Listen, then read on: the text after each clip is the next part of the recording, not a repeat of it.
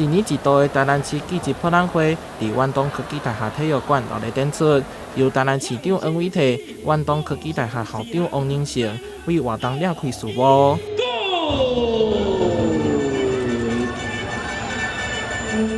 台南市为了让高中学生了解到技职教育资源，为2015年开始举办技职博览会，今年已经进入第9档，而且一直以来拢受到各县市学生的好评。这个部分让我们的同学提前能够了解到自己的性向，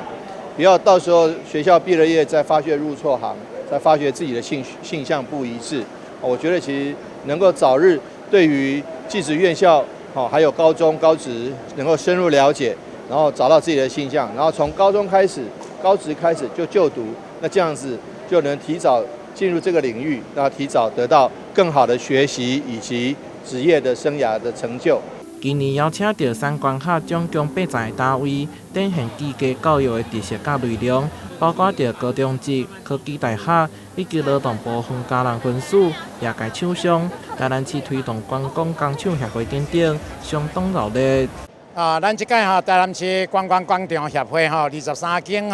阮来参加即届这技职博览会。阮最主要的目的就是讲要互咱遮的迄个学生囡仔呢，伫学校的时阵可会当直接接触到讲咱台湾的产业实际目前的情形。咱即马目前的产业呢，伫全世界其实拢真有迄个竞争力。毋过呢，即马面对就是即马的囡仔因为介少来咱迄个产业了解，所以呢造成咱即马是人才小可有断层。咱希望讲借即届的迄个博览会。一寡咱遮学生朋友会当提早来接受咱观光工厂。博览会到27号为止，预计伫这3天将有8000名学生到场参观。因应疫情推出的技职博览会网站也会持续运作，就算伫咧厝内，也会当透过电脑、手机了